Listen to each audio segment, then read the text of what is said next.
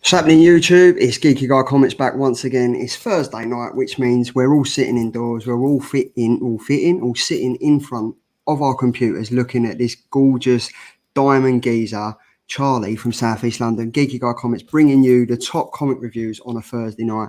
Now, normally I'd have a guest on, but tonight I've got my own little symbiote that's joining me. I think I might as well just give him an intro. Venom, how you doing, mate? I am doing fantastic. How are you, my man? Andy from Perpetual Comics. How you doing, mate? All right. I am buzzing again. Cannot wait to get stuck into these comics. Mate, and I see that we've got a few people already in the chat, having it large. It's good. Normally I've got about one person and it's just me or you that we're talking to. We've got the Poptimist, Darren, who is one of my friends. We talk about Funko Pops all the time. He is massive on the pop scene. If there's anything you want to know about, check him out over on Instagram. And he also does some seriously good videos over on YouTube. We've got C3 Comics all the way from across the pond, absolutely smashing it lately with the videos that he's putting out, his unboxings, paying tribute to the community. Such a nice geezer. We've got, I swear I see Sean in here somewhere. There he is, the friendly noob. Yeah, it's just us, guys. So it's just us. So how have you been, mate? All right. I've been all right. I've been busy at work. This is a welcome distraction. This has been the highlight. Sadly enough, this is a highlight of my week, Charlie. Me and you kicking back, a few geezers in the chat. Grab a chair, grab a drink, and let's talk some comics. The thing is, right, so I think C3, he's just put it's about to go down. Now, he must have watched previous episodes of this last year because I think he's talking about my Wi-Fi. But I have got it sorted. I've got about 3 or 4 different masts that have gone up in my ear over recently. I'm running off my personal hotspot. I've got Wi-Fi boosters and everything. So if it does go down... There's a couple of things you're known for, Charlie. It's your cool overlays and your really crappy Wi-Fi. Oh, not my comic content on a Monday, no. Just Hey. That's for you to promote, not me. But yeah, no. Do you know what? It's live. Shit happens. We get on with it. We're all nerds and Funko Pop enthusiasts and comic lovers. We're all locked down and locked up and whatever at the moment. So we might as well just sit down, chill out, and talk about comics. So I've seen on your Instagram that your comic read of the week was Crimson. What is it? Crimson Flower. Crimson Flower. So this was one that only became on my radar quite recently. So I gave it a read, and it was fantastic. Now, the artwork is like nothing I've ever seen before. The story is absolutely fantastic. It's all about how Russian folklore is used against children to make them into sort of serial killers. And oh my goodness, it was fantastic. So go check out Crimson Flower, give it a read, and I would suggest that you'll pick up issue 2 because I definitely will be. Yeah, see, I heard about this as we spoke before. I heard about this, and my comic book shop was like, "It's definitely going to be a big comic. Do you want to pick it up?" And I was like, "I'll read it digitally first, just to see," because I think we all know by now my pull list consists of about 28, 30 comics, and it's costing me about £150 every 2 weeks. So I'm trying to shut it down, and then I get caught back up with, "Oh, this one's come out. Oh, yeah, I'll get that." Yeah. What does the wife think of that, or does she know? She knows now. Yeah, she does. If she does. But yeah, I think, should we just jump straight into it? What comic did we say we was going to do first? We said Abbott, didn't we? Abbott 1973, issue 1. Issue 1. Here it is. Now, this is by Boom Studios. It is. It is. And to be fair, I'm not going to be honest. It's a follow-up from the first series that they did way back when. This is the main cover. We've got the 1 in 25 Jenny Frison, who is absolutely killing it at the moment. Love it. Absolutely. Seriously. Love it. Now, I was thinking this should have been the main cover because, you know, when you look at a comic book cover, it's got the title of the comic, it's got who the artist is, the writer and stuff like that. Yeah. This one looks like a trade Virgin variant. It does. I think the Frison cover definitely has the feel of this comic and the story. So once you read it, you'll know exactly what I'm talking about. It has the feel, but I think if there's any excuse to sell ratio 1 in 25 comic, it's going to be the Jenny Freeson one, because it's the nicest one as far as I'm concerned. No disrespect to the other cover artists, but this would be the one that I would be looking to pick up. And there was only 3 variants. There was the main, there was the Jenny Freeson Yeah. 1 in 25, and then there was the cover B by Alan, which is That's quite lovely as well. To be fair, it's kind of like a stargazing type of thing about it. I mean, but for me, this comic, I found it quite confusing. Okay. If I'm being honest, I thought it was, obviously it's about Elena. Let me get this right. Elena Abbott. She's a journalist who in the previous comics, she lost her husband, and she's kind of like set out now to prove that there are supernatural entities that are doing things that people are turning a blind eye to. And she's kind of set out. She's become the bearer of a power called the Lightbringer, and she's got to kind of learn how to use it and fight against the Umbra. And I was confused about it, mate. I'm not going to lie. I think it's fair to say whenever a comic starts with a 2-page backstory on the first Abbott, I think it's always kind of a bad sign, because there's obviously a lot of content and a lot of backstory that you need to know. And I think it's fair to say the first couple of pages I was kind of confused, and I certainly needed those 2 pages of backstory to understand what the premise was. Yeah, I mean, if you haven't read it before, the kind of backstories, like the intro, was quite good. I really enjoyed it. I'm just going to do a shout out to Captain Comics. Ahoy there, mate. How are you doing, sir? Ahoy there. Always a pleasure having you on the ship, as it were. We're not sinking yet, so not yet. Give it time. But I mean, even I like it when a comic that I haven't read before starts with a recap of everything, because it kind of draws you in, and you kind of know from there whether you're going to enjoy it or not. But even though it began with a recap about the original series, I was still confused, and it still didn't explain enough what was going on in this comic. I got to the end of it and I was still scratching my head thinking, I'm none the wiser. Yeah, I didn't read the first series, so I was going into this fresh like yourself, Charlie, so I didn't know much about it. After reading the first issue, I think it was enough for me to go and explore and see what happens with issue 2, but I don't think it would push me to go and seek out the first series, to be honest with you. I mean, I honestly thought, as one of the comics I read this week, it was my least favourite because the plot was so hard to follow. That's quite a big statement, considering we read Batman Catwoman issue 2 or Catwoman Batman issue 2. That is a big statement. I mean, I think we'll touch on Batman and Catwoman soon, but I think with Abbott 1973, it was too confusing in parts. It was kind of like the art tops it for me. The art was superb. It was lovely. And the main points for me about this story that I found more intriguing and more interesting was the secondary plot parts, whereas everything kind of ties together. I still don't think we understand that much about Elena. I think she could have done for a first issue, they could have signified her more, they could have got her story out. Yeah, we've read about the backstory, but if you didn't follow the first comic and you still don't get it going into the prequel with this one, you're gonna get to the end of the comic and think, I don't know what's happening. Yeah, I kind of got to the end of it going, what did I just do with the last 6 minutes of my day that I'll never get back? There wasn't enough character. There wasn't enough characters in the comic. I mean, there was one character who sort of stood out for me more than Elena did, and that was the boss of Elena, who was just a bit of a... Can we swear on this show? Can I swear on this show? He was a dick. He was a dick, and he was a male chauvinist dick, and he was very unlikable.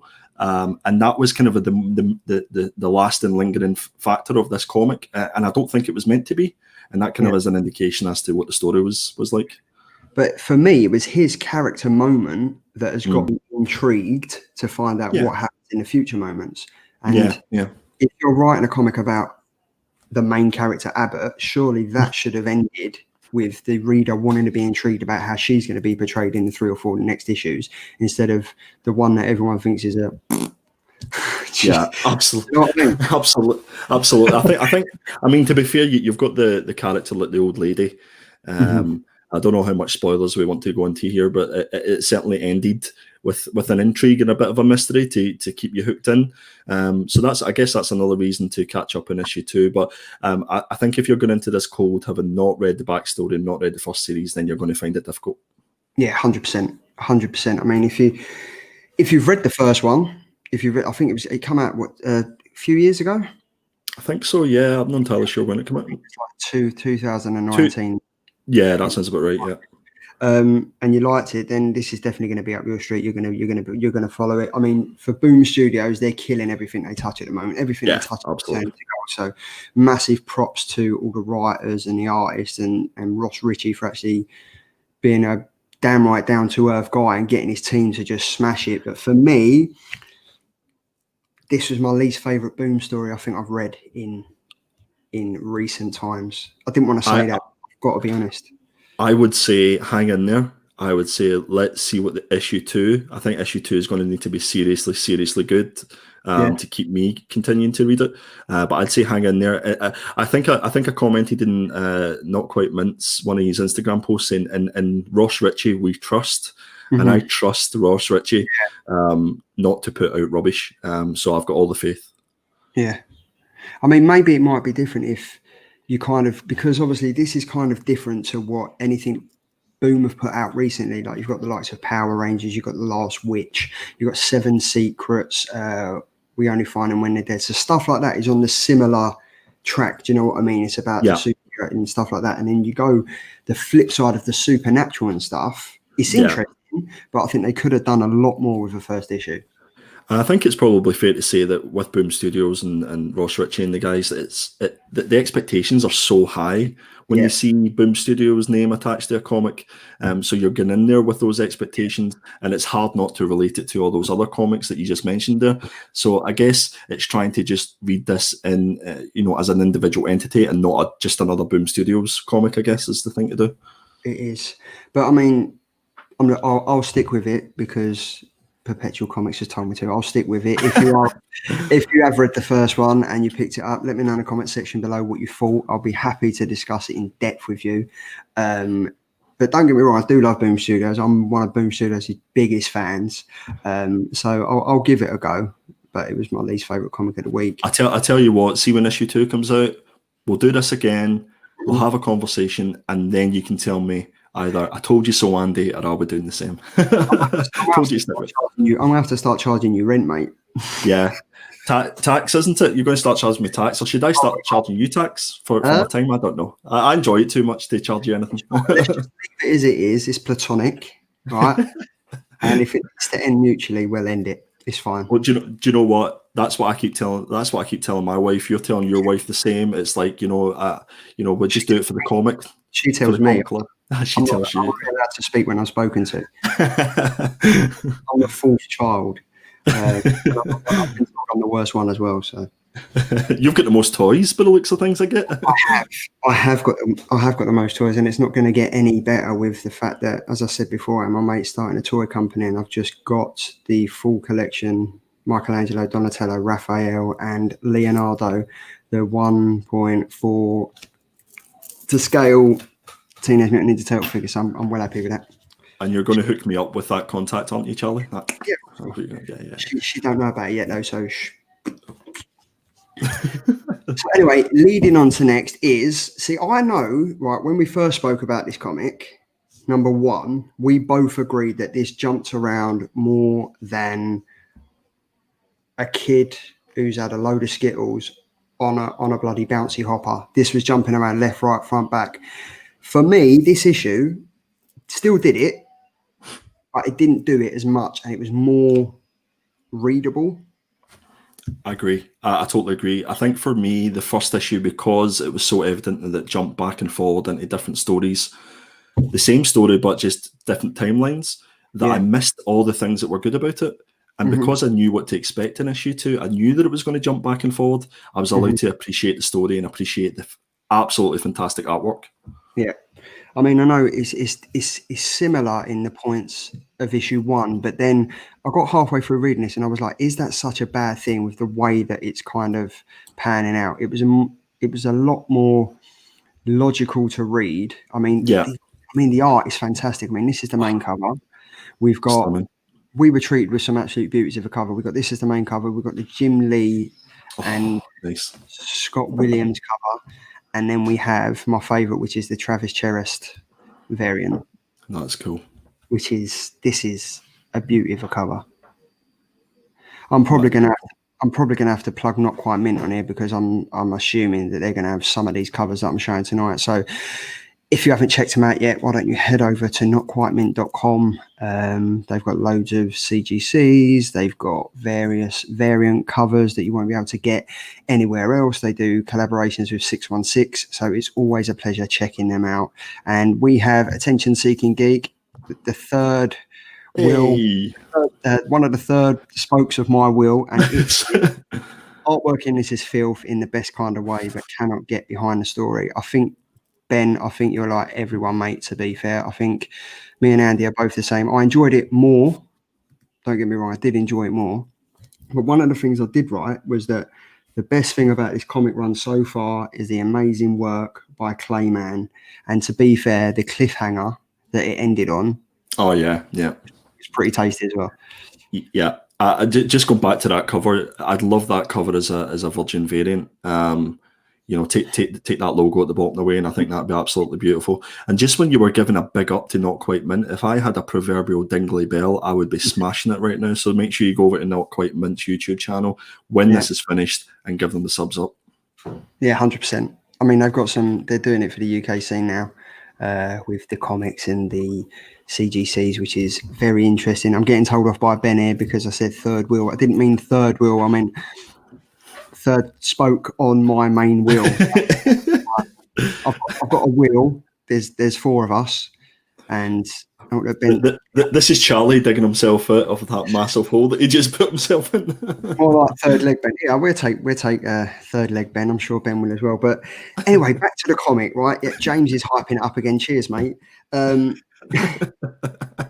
For me, this comic was striking art. It was a compelling story. It done the time hop again. But I've got to say, the mystery of everything that's going on with the Phantasm and stuff like that, that kind of drove the comic for me this week. Yeah, I would say the first thing, the artwork is phenomenal. That's what will keep me going back to this. It sort of stopped me from hating the fact that it kept bouncing back and forward all the time. But just the first page, and I don't think we've got the pages today, but the first page is effectively, you can see the scroll marks of a cat. You know what I mean? It just, and it's not until you look at it from maybe the second or third time that you actually see that and start to appreciate some of those elements. I wish we had some of the pages for this, because some of the perspective of some of the shots was phenomenal, especially the Phantasm shot on the second or third page. It was absolutely stunning.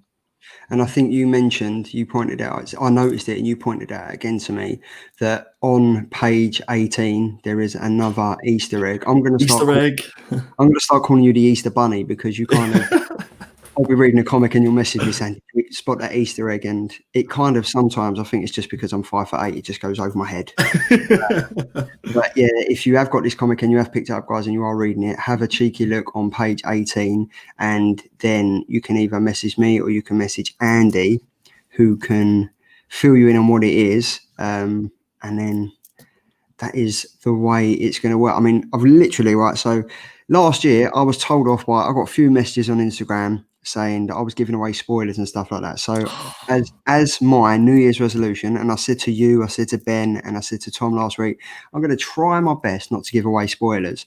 And now I've got Ben saying, Charlie can't be trusted with pages. So you will know this week, mate, that I haven't got any pages. I've just got the variant covers, and my notes do not include, look, he's doing it. Look. And my notes do not include any spoilers. Okay, if there is a spoiler coming up, I will give you a spoiler warning beforehand, but there shouldn't be. All right. So there should be some sort of spoiler klaxon or something like that, where you have to ring it and give like a 5-second warning. That's what we should be doing. I might just put the overrated 5-minute timer on again just to build suspense, and then it's literally not even a spoiler. But I'm not going to lie, I spent half of my time deciphering what was actually going on in this comic. I liked it. Don't get me wrong. I did like it, and I thought it was more put together better than it was. But at the end of the day, he's Tom King again. He's falling. I don't want him to. Everyone knows Tom King, and everyone kind of knows he's got a path that he wants to go down, the way he wants to portray the story and stuff. I find myself thinking, is this going to carry on for another 3 or 4 issues? Are we constantly going to go back and forth, back and forth? Yeah.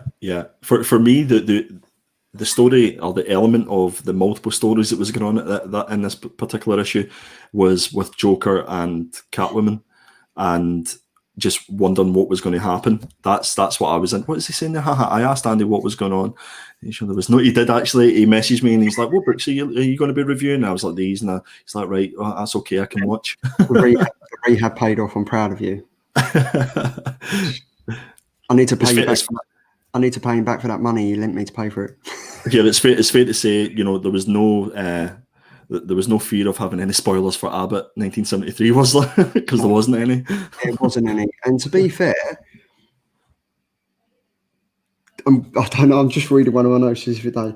There is something. There's 2 big parts in this that do happen, and where it happens at 2 different time periods. Again, I found myself flipping backwards and forwards, thinking, right, if it happened there, how did that tie into the time period where we are now?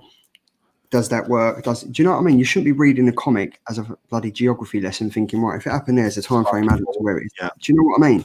Yeah. But I will say, this is going to be perfect as a trade. This is how you read this. 100%. Yeah. But I will say, massive to Clayman, because I think it's in page 3. Catwoman, he's done an absolute peach on a peach. Seriously, he's done a peach drawing of Catwoman's peach. I've got to say it, like the way she's wearing it, skin tight denim, mate. It would, if he was a that was your proverbial virgin variant, was it, Charlie? It was, yeah. If I was a Marvel fan and I'd never read DC before, that would have swayed me 100%. It was a nice picture. It was very well done, and the rest of the page looks absolutely fantastic as well. It was obviously I know I'm looking at the page that you're talking about, and for me it was obviously seeing Joker in the background and the lovely artwork that it surrounded it. But now that you mention it, I'm never going to be able to look at anything else on that page again. I noticed the Joker after I looked at her ass. I'm not even going to lie. The first thing. Welcome to the Killer Comic Show, guys. It's a killer comic and a killer ass. That's all I'm saying. But honestly, like, it's only issue 2, and I just hope that the story doesn't get lost due to the lack of the main story of what's happening. Yeah, we know in issue 1 that Phantasm's come back. We know in issue 2 she's still there. But it's kind of like with this backwards and forwards, I think a lot of readers are going to I'm going to get rid of this, because by the time you do get issue 2, I mean, issue 1 came out 3 weeks ago. Yeah. By the time you're reading issue 2, I was like, am I going to have to read issue 1? And to be fair, I read the end of issue 1, the last 2 pages, to think, right, where we are now.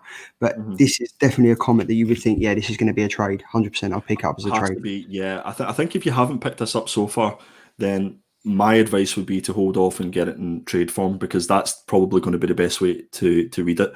I would say that I instantly forgot that Phantasm was even a thing, and it was part of the plot and the story. If it wasn't for that full page splash that is kind of in there only to remind you that he's actually part of the story. Otherwise, it's a waste of time for this issue. Yeah. And I think this was on my pull list for issue 1. It's on there for issue 2. I'm thinking the only reason I'd probably keep it on there is for the variant covers. So it's a cover back, yeah. Yeah, issue number 3 kind of looks good, like the variant covers out. I think in Hoyt Lee's done one. But for me, this would I'll probably pick up a trade because I'd like to see it through, but I don't think I'm going to continue buying it to read the story. I think they're going to make some fantastic covers. I mean, this one, for instance, this is... Yeah, it's stunning. Do you know what I mean? And the fact that he's got Robin tight. Now, I was thinking, is this a tie back to when he had him tied up in a chair, his hands tied? Do you know what I mean? So foreshadowing. maybe that's a little Easter egg. But I think this is definitely a comic that I would pick up as a trade. And I think, why not? I mean, yeah, 100%. White Knight was one of my White favorites. Knight was, superb. And Harley Quinn, the way that they're tying that on as well has been pretty decent.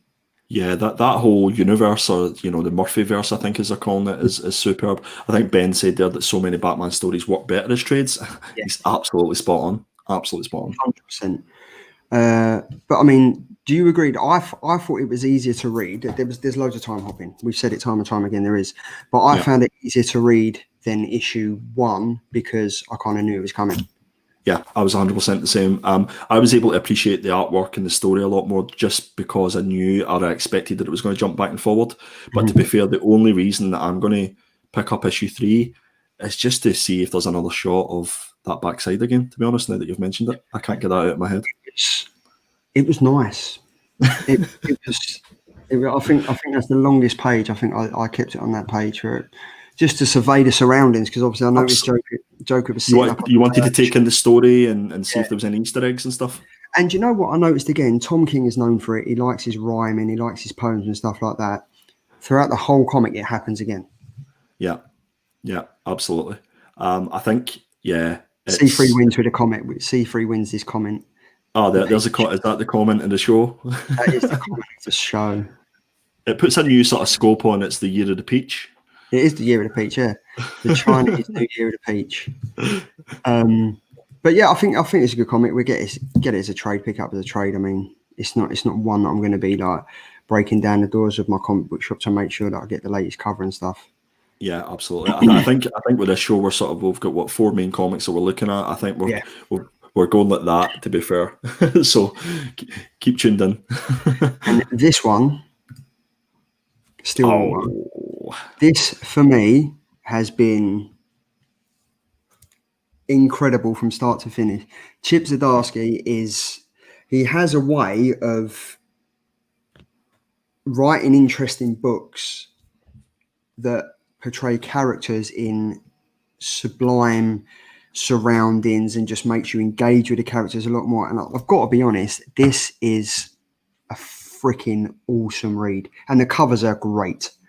It's the most consistent book alongside Seven Secrets for me.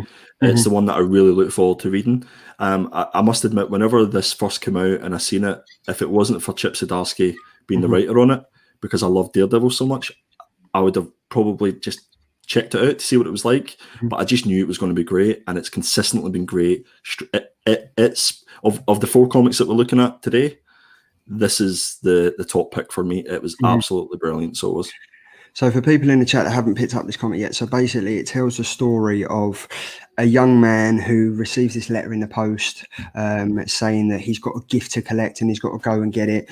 He ends up in this town, and it kind of all goes, depending on which way you look at it, it kind of all goes downhill from there. And it's just literally, it for me, it kind of, what was that film where the Simon Pegg was in it? And it's kind of like the Community where everyone knows what's going on. And do you know what I'm talking about? The Community where everyone Somebody in the chat, help us out here. Yeah, it's like someone in the chat knows what it's going. It's basically about this community that they don't want people coming in. They don't want people leaving because of this secret that they hold. Hot Fuzz. That is the one. That is the one. Well done, mate. It is very much like that because it's a very closed-in community. No one knows what's going on in the outside world. No one knows what's going in Stillwater. It's kind of ruled by one man and his iron fist, as it were, the judge. It's Hot Fuzz meets Walking Dead. Yes, yeah, it is. It really is. That's effectively what it is. I think for me, don't let this cover, fool you. It's not the most intriguing cover, especially ones that Charlie's went through. But when you read the story and you see what happens at the end of this particular issue, it just makes total sense, and it allows you to appreciate this cover even more.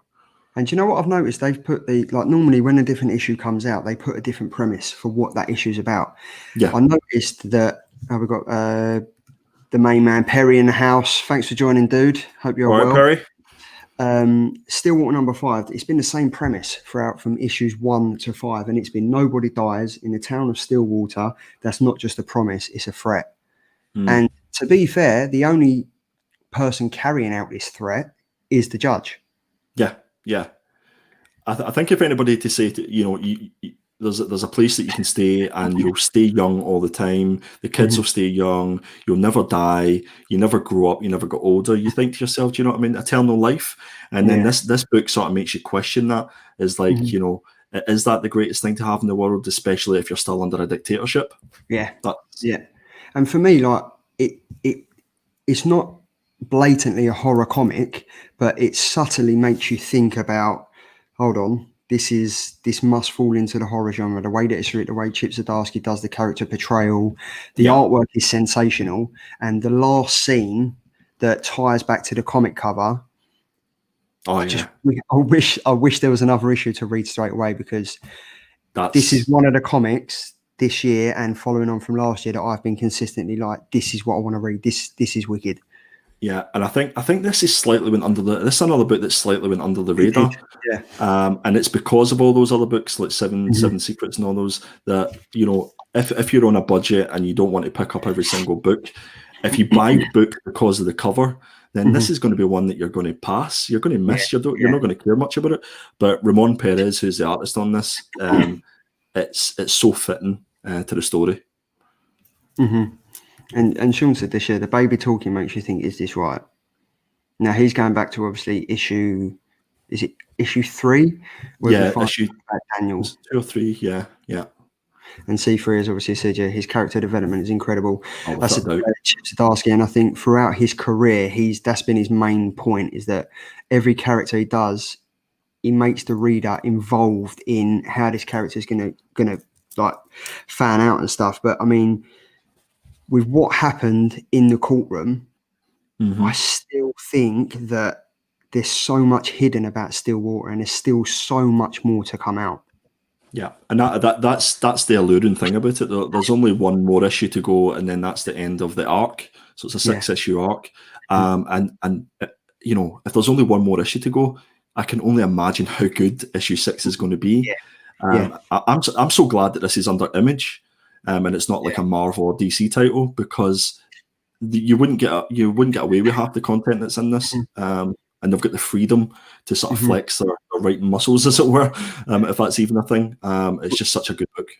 Well, it is. It's great, obviously, because it's Image, but it's come out. It comes out every week as the new comic under Skybound, so it ties in with. We all know that Walking Dead is Image, but it ties in with Skybound, so it's kind of broken off, and it's great. Image, like, again, it ties back to the year 2020 and 2021. By the start of it, it looks like it's going to be another fantastic indie comic year.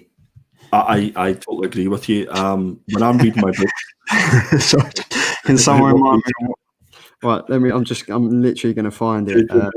We'll message you. I think it was. I've got to find it now. It's page number 9, and I'm just gonna show it for the people there. Can you go make yourself big, or has that already happened, Charlie? Look, Sean's on it, page 3. Look, everyone's on it. Everyone's looking. See, it's great that I'm getting the community talking about something that is involving. This is what I wanted. I've lost my trail of thought, and I've gone really hot. Look at me. Look. Anyway, where's my hot? I'm a hot mate. But I mean, I think the fact that it's under Image, it wouldn't. I don't even think it would work at DC Black Label. No. Interestingly enough, I'm looking at the title of this particular issue, and it's called "This Isn't Living." And when you read the comic and you look at the front cover, and then you read the title, it all links in so well, and it's part of that, you know, that great writing that Chip Zdarsky does. Yeah, and the main. Hold on, can someone remind me how to screenshot on desktop? Mate, don't worry, I will screenshot and I will send it, and you can have it, and you can, if you've got a laminator, do it. If not, I can get it done for you. Oh, I'll tell you what, you'll definitely need a laminator. And I'll send you some easy wipe, baby wipes. This is going to be one of those posts that you put up on Instagram, Charlie, and it's going to get like 1 million likes. Just from James. Just from James clicking, reliking. He's going to open up about 30 other different accounts just to like this one. But I mean, tying back to this again, it's without giving away a spoiler, it's the massive scene that ties back to this, for me, it was captured amazingly. Like the way that the line work, the colours, the narrative, everything. Is narrative even a word? Narrative. It was just incredible. The way that the two characters that are in the story in that scene keep going on and on and on about it. And then, to be fair, it was that kind of turned the whole comic around, because the way that it ends, I was like, oh, mate, there's the cabin in the woods. Yeah, the ending for me sort of I must admit it confused me a little, the ending, but intrigued me all the same, because the it's really hard doing this without giving spoilers away, isn't it, Charlie? Yeah, it is. I'm trying to do very well. That's why I can't be trusted with pages. That's why you're sweating so much, Charlie, because you're trying not to get. You're like, I literally just missed my mouth and just nearly tipped it all down me. But yeah, that last particular scene, the last panels, it took me a while to try and understand it and sort of take it in, because the previous panel was so heavy to try and understand, because the characters that were involved in that panel and potentially what may or may not have happened could be huge for the storyline. I mean, I think it's safe to say that it's another fantastic, solid issue, and I just hope it doesn't do like it's gonna make me want more, because the way that, tying back to Boom Studios again, the way that Seven Secrets ended, that was the first story arc, and then obviously for people that have been following Seven Secrets and reading Boom Studios and stuff like that, that is one of the best comics I've ever read. 100%. It ties in every single human emotion, the artwork, the story, every single part of the comic. If there was a checklist for one of the best comics ever, that would tick every single box. And the fact that they're doing second printings of the whole 6 issues just shows how incredible it is. And I think they've even sold out of them before they've even gone on sale. Yeah, 100%. I've said it in a few shows that I've been on, that it's better than Something Is Killing the Children. And Something Is Killing the Children gets a lot more kudos than this does. Yeah. It's in my top 5, and it's only just behind Canto for story. That tells you how good it is if you've read Canto. So if you're not reading it, you should be. I loved Canto, and I was slightly envious, only slightly envious of Luke from over at Hydra Collectibles. One, he got it in a CGC, and two, he had the creator on his show as well, which was fantastic. It was like a double punch to the gut when I seen that. I was like, oh, you've got a CGC, that's cool. And then he gets the writer on. But go check out Hydra Collectibles and go give him a sub up after this as well. Yeah, make sure you do. And then I think we are bang on time. I messaged Darren from the Poptimist, because he used to read his comics, and he was like, oh, I'm going to tune in tonight because I do like the King in Black arc. And I messaged him and I said the King in Black arc will probably be going on around 7:40, 7:45. There we go. Bang on. I'm getting this like timing down to an arc. So without further ado, I think it is King in Black number 3. Mate, I was waiting for like a fancy video or something like that, Charlie. Oh. I was going to, do you know what? I think I shot my load too early in the first King in Black review, and I wanted to leave the viewers wanting more. So the ending, I've got something special for that. I've got something special. Nice. But for me, this comic, my first line of my notes was plenty of oh shit moments. Yeah, 100%. Like we've got the main cover. We've got, let me find them. We have the 1 in 50 Shalvey Dragon variant. Now for me, I know it's a variant cover, and I know it really very rarely do the variants tie back to the story with the characters that portrayed them. Like you might have an Immortal Hulk comic with Spider-Man on the front of it. But this has got Captain Marvel, which I thought was pretty impressive. But with the appearance of the character in this and who the narrative was by, I think it's pretty smart that they've done this, because it doesn't give anything away. Yeah, it's really smart. It's actually the first time I've actually seen that cover. I guess what disappointed me a little bit with this book, if we're going to just jump into it, was I was one more. I've got 2 more. Have I got 2 more covers? I've got 3 more covers. Oh, sorry, brother. Go on. I've got this fantastic U connecting variant. Oh, nice.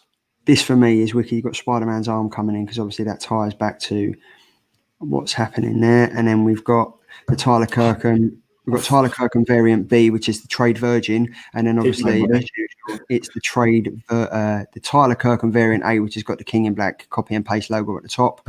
And then I think that is it. I'm going to tie one in when we do jump into it, but I'm going to save that. There's only one image. We showed it earlier, but I thought, not being funny, the first issue of King in Black was high octane. It was a massive 3 years in the making. Everything had come together. Issue 2, I think, like a lot of us predicted, was going to slow the pace down, let everyone take a breather, relax, find out this massive momentum occasion that's happening. And then for me, number 3, it kind of had a mix of both. It was somewhere in the middle. But I've got to say, the way that this story panned out, the way it was narrated, again, the person, without giving too much away, it was narrated by another Donny Cates character. I thought it was a really interesting read. I agree. I think it was definitely an interesting read. I knew James was going to say something. As usual, Mr. Negative, the king in whack. He is not a Venom fan. He's not a Venom fan. He's not, is he? No, I agree. It was interesting. I guess you knew what you were going to get with this particular issue because of the cover. You knew that Thor was going to be there. You knew he was going to go and kick ass, and that was fine. I guess for me, there was 3 pivotal moments within the book, which is really hard to explain when you can't give away spoilers. But I guess I can tell you one is when Dylan catches Captain America's shield. I wrote that down. Where is it? I wrote Dylan grabbing Captain America's shield was just fucking awesome. Yeah, that was a kind of a jaw-dropping moment, and the way that it was done was really well done as well. But for me, it's not really a spoiler because I think we all know, if you've been reading issues 1 and 2, you kind of like, it's definitely going to come. It's definitely going to happen. They've been calling him out. I think everyone was thinking they're calling him out in the first issue. Why isn't he here? Is it going to be Hulk? Is it going to be Thor? And then he just enters like this. I thought, for me, I was pretty impressed with this because it ties back. And it ties back. Obviously, you can tell that Thor's done by Donny Cates in this because he ties back to the same. He's got the same outfit on. He's got the same amazing flowing locks. Now, I am in debate whether Noel's flowing locks or Thor's flowing locks are better. I like Noel. That's not an easy thing to say, to be fair, Charlie. That's a mouthful. Did you not see me struggling there? Thor's flowing locks or Noel's? Say that 5 times really quickly. No. C3 Comics has just said Kanto will make a grown man cry. Correct. And it did. 7 Secrets did that to me. 7 Secrets did that to me. Not going to lie. And I know he did it. If he's in the chat, Scott's shelf, the same thing happened to him. I know he went for plenty of baby wipes when he was reading 7 Secrets. So see what I did there?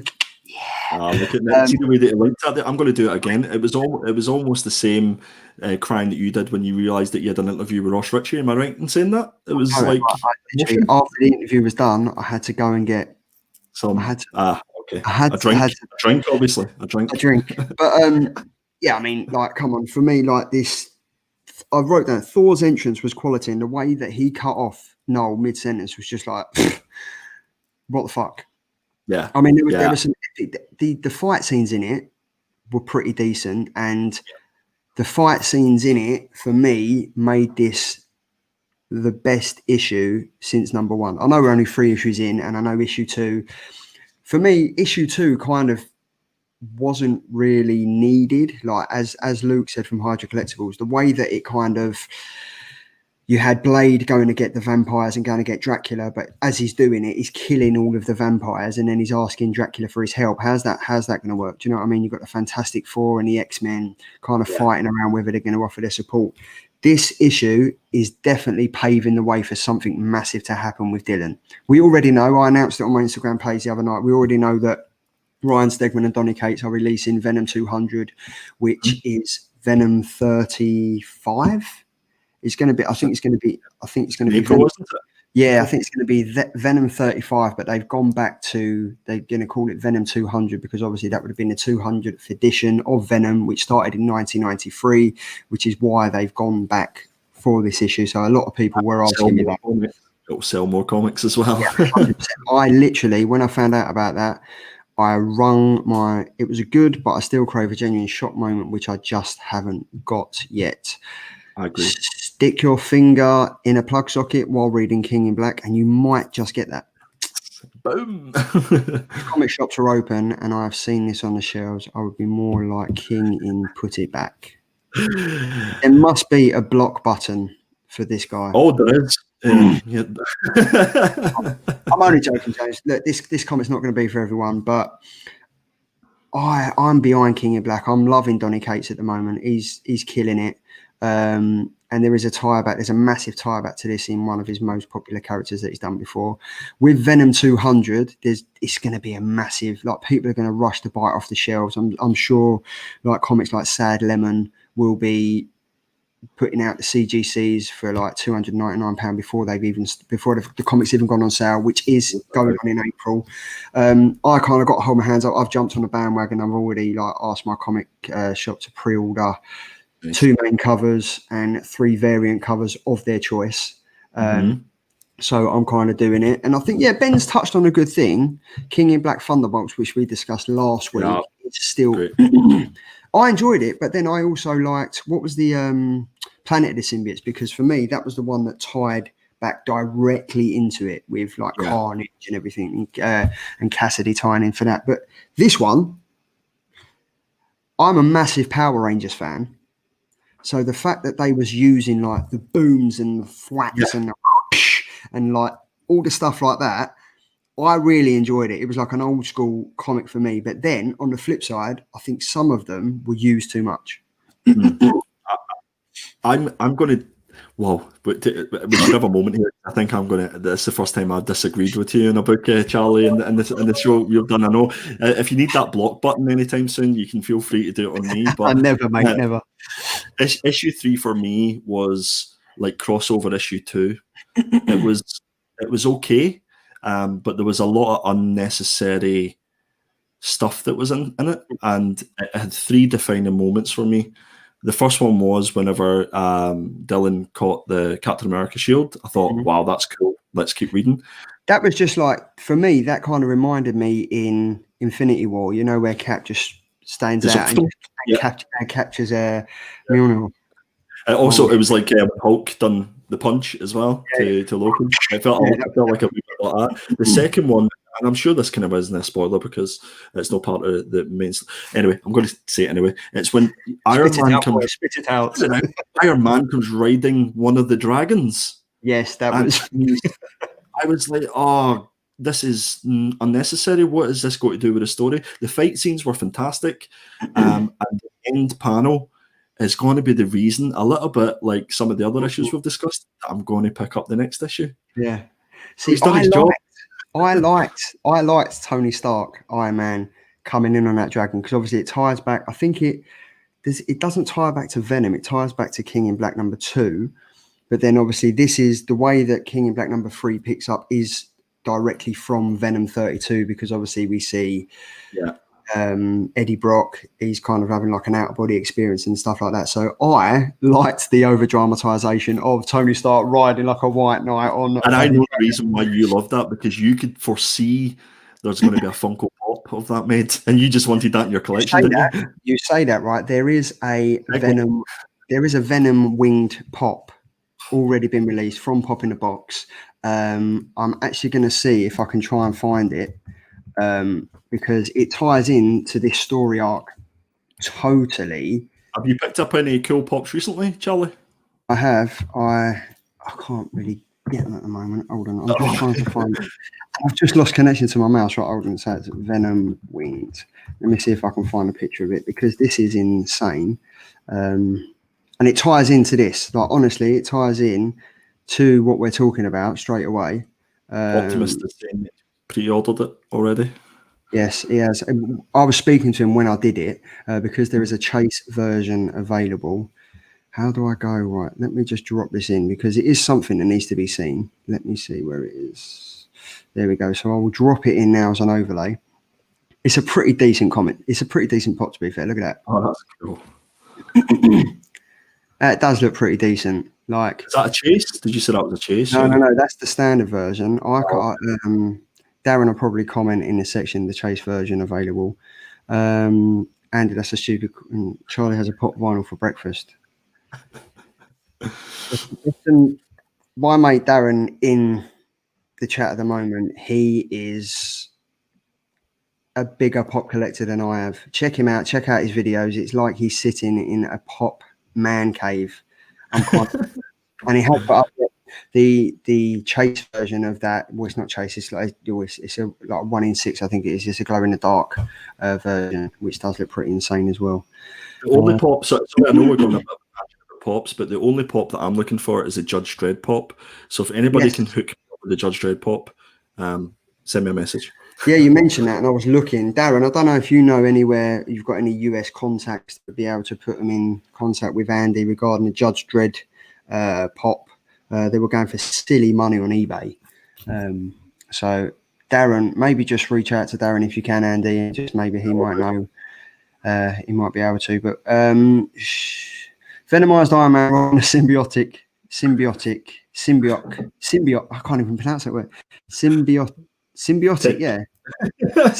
Symbiotic dragon to then become a venomized celestial to fight another celestial is not something I thought I'd ever want to see in a comic, and it wasn't. So there we go. I wasn't giving away spoilers, but my good friend over at Comic Deal did. That's a fault. I'll keep a lookout though. Oh, cheers, bro. Nice. Making friends, spreading the love. But back to the comic, right? So I liked it. You was on this. You was in number 2 of your faux pas. Go on.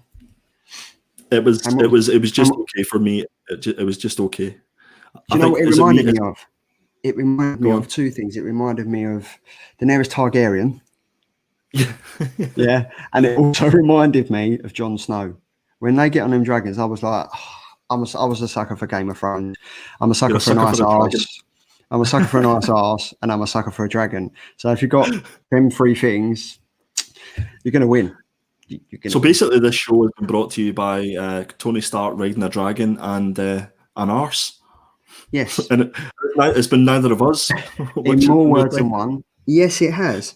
And the fact is that Dylan grabbing Captain America's, I think that must have been a subtle Easter egg tie back to Infinity. It must have been, yeah. I would have said so, yeah. Because it's even the way that he does it, and the art. Like, let's be honest, the artwork is sensational. The way that they've Captain America comes out wanting to get his shield back. Yeah, look, it reminded me of Zog and the Flying Doctors, which ironically is a much better read. To be fair, I actually like Zog and the Flying Doctors, and it's one of my favourite books to read to my kid. You've got Zog, and then you've got the Flying Doctors when they all get together and they go and visit the mermaid, and they go and visit the lion who's got a cold, and they go and visit, they go and get some snot from somewhere. But do you know what? Maybe I should do Geeky Guy Comics does BBC Kids Reads. Oh, there we go. There won't be no swearing. It'd be like, now children, get to fucking bed. On page 3, was a rather nice arse. Now don't tell mummy. Look up. Oh no, we're getting blocked. You'd think a mermaid would not get sunburnt, but she did. She did, and she needed her snails to supply the saliva for the king that went orange. If you ain't read Zog, that was a spoiler. I do apologise. I don't think I need to read it anymore. I think I've basically just got this. You can watch the video. You can watch the video. It's pretty good. It is pretty good. But with King in Black, it has got me excited for the next 2 issues. I'm not going to lie. Obviously, the way that they're going to go out, they've obviously got to leave something in the tank to fuel Venom for the way that that's going to tie out to Venom 200. Ryan Stegman did post on Twitter. He posted his normal cover, and then he posted his black and white pencil cover, which looks insane. But yeah, it is. There is a mystery at hand how it's all going to pay out, and I know James don't want to hear it, but it is kind of like, what is Iron Man going to do next? Yeah, he has to do something. Like, he can't be riding the dragon towards a celestial and not do anything in the next issue. That's the thing. You never know. He might get something might happen to him, and he might just fall for a whole issue. For a whole issue, trying to talk to Pepper Potts to stop him falling. You never know; it might happen. Charlie, I think this is the thing, though. If you look at the last Killer comics that we've done for King in Black 1 and then King in Black 2, you can sort of tell how good the issue was, depending on how enthusiastic and enthused we are about it. Yeah. And I think it's good to say, compared to issue 1, they expect it set a really high bar, and it's kind of a not hit that level for me. I guess that's disappointing, but you just know that something's going to happen. It has to in the next. James has just mentioned a good thing as well. I think the Captain America shield throw was more an homage to Captain America's Civil War, where Winter Soldier grabbed it after chucking it in. That might be true as well, you know. I think that there's obviously some Easter eggs in there. There's got to be, whether it's Infinity War or it's Captain America Civil War and stuff like that. It was a decent. I enjoyed the read. The entire issue is narrated by a mysterious figure who Donny Cates has touched on in the past, touched on it recently, but I'm not going to say no more to that. And I think, in keeping to some of the other comics that Donny Cates has written, it was a pretty decent cliffhanger ending. It was. Oh, yeah, without a doubt. It was. But it just hit you right in the face, and it was like, okay, it might have not been the greatest issue out of the three of them, but show me the money. Issue 4, let's do it. So I think we're pretty much done. This is probably the first time. I think if King in Black, let's be honest, if King in Black 3 had been better, we would have probably started with it and continued until about 5 minutes ago, and then just kind of got the other comics out of the way. But I think everyone kind of thought that King in Black 1, would it live up to the expectations? It did. It was like a Civil War, Avengers, engaging, bringing in the X-Men, bringing Storm, who had an absolute storm of a first issue. It brought everyone together. Issue 2 kind of calmed everyone down a bit, let everyone let the dust settle. And then number 3 kind of mixed it up with, I was hoping number 3 would have picked it up again and it would have just come back and stuff. Yeah. But I think Ben has literally done it. However mundane it feels in parts, this is still far better than Empire and X of Swords. Don't even get me started on X-Men, because I have absolutely no idea what multi-universe they're living in, where they're living in. I reckon every time somebody mentions X of Swords, we should have to like take a shot, or there should be some sort of like swear BP jar, just put money in a jar. And massive shout out to Shane from Dawn Comics. Thanks for joining us, mate. Now he has just finished, I'm assuming, Shane, correct me if I'm wrong, just finished a D&D session. Sorry I was late, was being a big old nerd. Now, is this, you might not be able to say it, but I know Scott Shelf is putting something together behind the scenes. He's got his comic Airways coming out, which is going to be incredible. I'm looking forward to listening to that. I know he's got some big things planned with that. And I know he had like a D&D thing planned as well with that. So if you don't follow Scott Shelf or Shane from Dawn Comics, make sure you head over on Instagram and YouTube. They're always putting out reviews, videos and stuff. I know Shane is having a mad month with his Future State review. So if you want to find out how much he hates Future State, head over, because I'm really enjoying the videos that he's putting out at the moment. I really am. I think they're pretty decent. They are pretty good. But I think King in Black was a decent read, but I think we can both agree that the standout comic for this week, other than Crimson that you read, has to be The Consistent Stillwater. Absolutely brilliant. Can't wait for issue 6, the finish of the arc, and who knows what else is going to happen with this. But yeah, if you're not picking this up, definitely go and try and find it. I guess the trade will probably be out for the first arc pretty sharp after issue 6. Yeah, it's phenomenal. It's really good. Yeah, I'd be interested to see what cover they go with for the trade. Because look at that, that's commitment. Look, his phone died, but he still came back for more. Glutton for punishment, man. Glutton for punishment. And here, look, he did have one positive comment to say. The last page, this is obviously King in Black. The last page was good. I will happily say that. Are you happily saying you'll happily say that, or are you begrudgingly happily saying that? That's what I'm interested about. And it takes a lot for James to be happy, in fairness. So that's going. He does. And just to confirm that, yeah, Scott's the Dungeon Master, and he is a better storyteller than the Future State writers.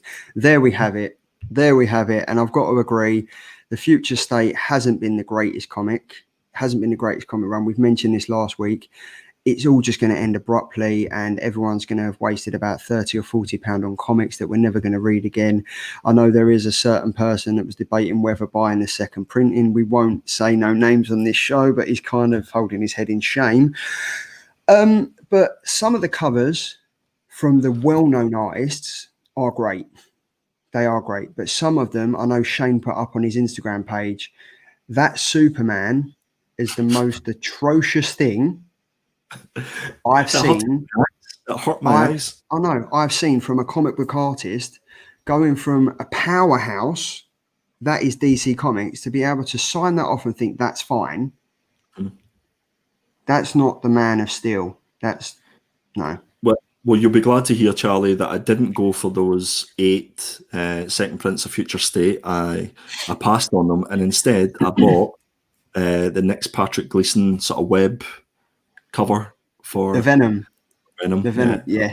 Yes, that was. You sent that to me, and I was like, oh, can I even? I can't. And I think I missed the boat on it now because it's going for stupid money. I can't either, Charlie, but I did.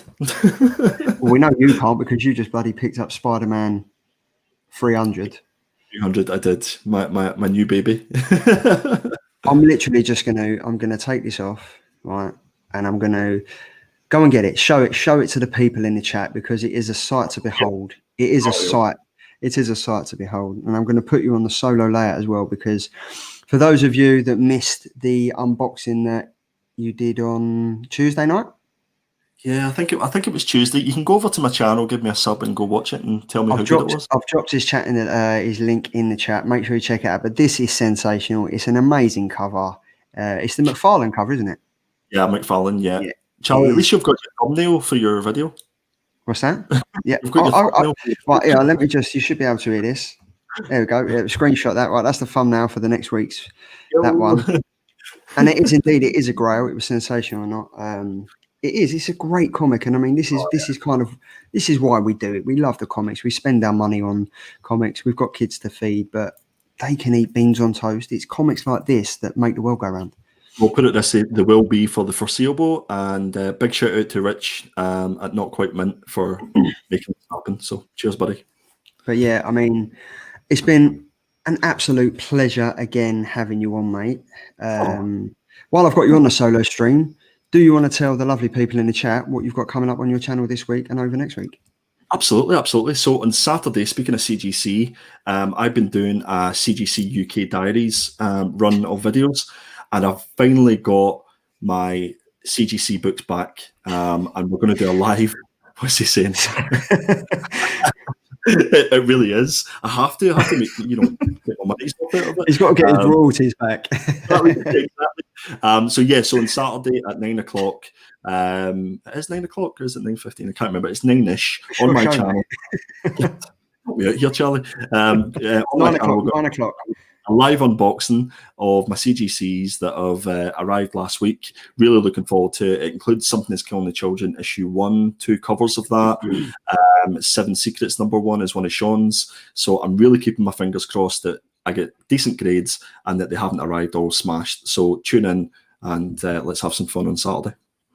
And yeah, I might make it. I'm definitely going to join you because I'm well up for seeing what you got. You sent me through the list of what you sent, and I'm literally just fingers crossed that you do get what you want, because I've sent off a couple to CGC before, but that was only through, or to tell a lie, I've got 3 on my wall, but the only one that I sent off through CGC was through a place in space. So I'm kind of going to be talking to you. I mean, we speak every day as it is near enough, but I'm going to be talking to you a lot more to find out how to do it and stuff like that. And I think might as well go live with the comics that I've got, and we can talk through them and see what we reckon we're going to get and stuff. I mean, in theory, what's that, mate? I was going to say, brothers, and any books next week that you're thinking of getting? Have you looked that far ahead yet of any books that you're picking up? There are, like, some of the comics that I will be picking up next week. I can go through quickly of my list. It will be, we've got, because obviously these comics, I put the videos for the top comic releases, which drops every Monday at 12 o'clock on YouTube. I'm going to be picking up, I mentioned a few weeks ago about Sacred. It was in my pull list and I didn't even want to read it. I'm hooked on that now because some of the covers that Mirko Andolfo's been putting out, I'm like definitely wanting to get. Hi, Comics for Cheap. How you doing, mate? Thank you for joining. Catch the replay. It is spoiler friendly. I will say that. There was one spoiler in it, but that was nothing down to me, or it wasn't down to Andy. It was something down to James from Comic Deal. So if you do have any negative posts, send them that way because it's got nothing to do with me. But yeah, I am definitely thinking about picking up Sacred number 3. I've got what else have I got? I've got Boom Studios. Obviously, we've got Something Is Killing the Children number 15 or 14, I think it is. Yeah. One comic I've really, really been liking, and I've been reading it digitally, is Nomen Omen by Image Comics, and it's cover B by Mirko Andolfo again. I'm kind of a great fan of her because recently she's been going live on Instagram very frequently, just literally setting up the computer and just doing live drawings. And she's been, and obviously we've got the Department of Truth number 5 is coming out. Yeah, the book that I would highly recommend everybody checks out is Keiju Score.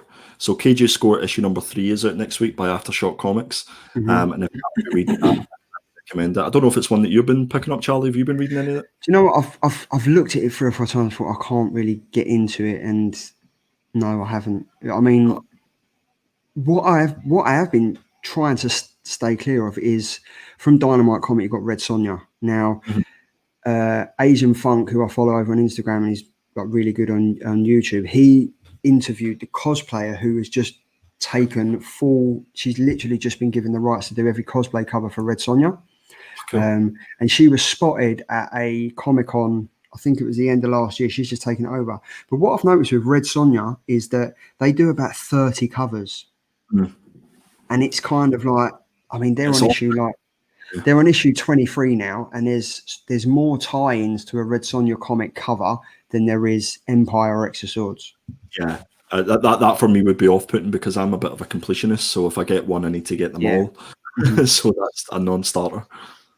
But I mean, we've got Batman Black and White 2 coming out. We've obviously got Future State. Strange Academy. Strange Academy number 7 is out, which has been absolutely sensational. The Last God number 12, that's coming out. That's written by Philip Kennedy Johnson, and that's kind of like Dungeons and Dragons, Game of Thrones, Walking Dead entities and everything tied into there and that. And then from Marvel, we've got Daredevil. Daredevil 26. We've got my favourite comic, King in Black Namor number 3. Absolute shit. Don't bother reading that. We've got the Amazing Spider-Man 58. If you're into variant covers, I would check out 2 fantastic covers by David Nakayama. He's done like the Street Fighter kind of tee up where you've got the characters underneath, and Spider-Man is fighting Venom. I'm actually just going to see if I can share my screen and just show this comic cover because it is pretty. Well, sure. Speaking of covers, there's another great cover by Scotty Young for Shang-Chi issue number 5. There we go. Look at that. Oh, cool. That's pretty decent. And Shang-Chi number 5, yes, is that Scotty Young cover. Wraparound cover that last one? I think it is, yeah. But this is that's the Shang-Chi cover. That looks sensational. It looks pretty decent. I guess if everyone wants to see all the books that are coming out for next week, they can check the show. Yes, they can check my show. It drops at 12 p.m. GMT every Monday, and it's basically just a lowdown of all the comics that are coming out, all the variant covers. Some of the covers by the time I do put the videos together, some of the covers have been delayed or the comics have been put forward or taken out and stuff like that. So there we go. Comics for Cheap has got to go. They got to showcase that booty. See what I mean? Everyone loves the booty. I think I think that page is going to be the cover for a second or third print, and they'll definitely bring it out as a It has to. Maybe they can tie it back to WWE and call it the Bootios cover. Do you know what I mean? But honestly, the hashtag for this show is Bootio. Hashtag Bootio. Killer Booty. Hashtag Killer Booty. Let's go with that. And yeah, James is right.